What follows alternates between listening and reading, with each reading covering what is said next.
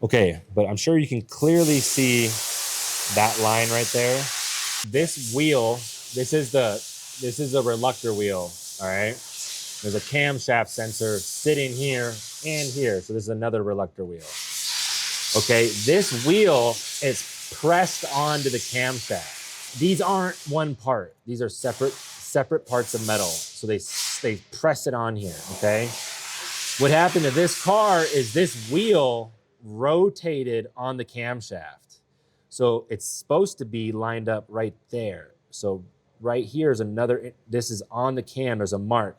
And this wheel has rotated and changed the timing mark from where it's supposed to be to here.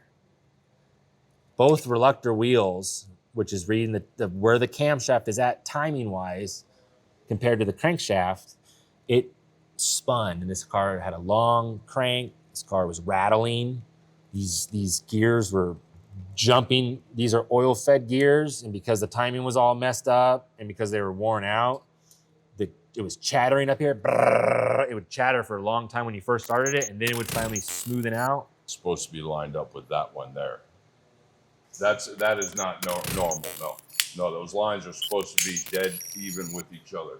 And I'm sure, like, physically, it was probably in time still. If you don't look at the reluctors, was it still in time? It was, but the base timing was off. Yeah, okay. So this is one of the cylinder head covers that goes over the camshafts and everything, okay? What you have in the top of them here, okay, this is one of your cam sensors. That's what reads that reluctor wheel that Tyler was talking about. Okay, so what you got to do is you set your engine at a specific position, which is 53 degrees on the crankshaft, okay? And that puts it in your engine in your base timing position. And then what you do is you take these sensors out and look down in the holes, and these segments on these wheels are supposed to be in specific positions when you look in these holes. And what happened on this engine, I had codes for both intake camshafts. And when I checked the base timing, these reluctor wheels were not in the correct position looking through these bores. So then obviously the next step is to do what I did, is tear the engine down, pull the cam adjusters off, and look at those etch marks to see if those reluctor wheels have in fact moved on the camshafts. And that is what we found. So this engine basically needs 2 new intake camshafts, as well as adjusters, new timing chain tensioners.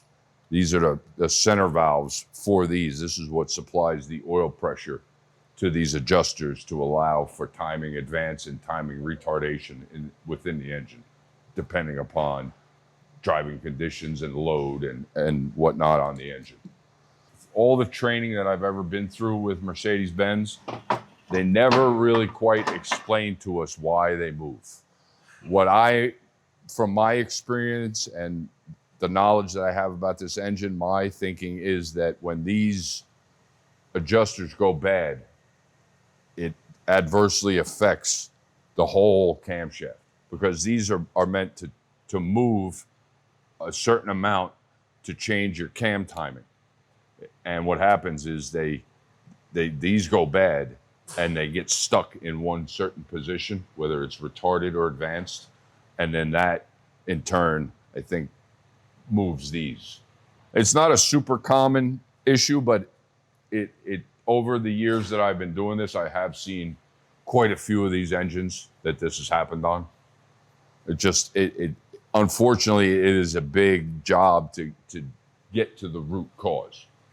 You know, and unfortunately on a lot of these Euros, that's, you know, the way a lot of repairs go. You have to pull a lot of things apart to figure out the root cause of what the customer's concern is. It's a 2015 GL450 with a 276 V6 engine in it. You know, a lot of these new engines, they're so electronically sophisticated that you need this, you know, gigantic wiring harness.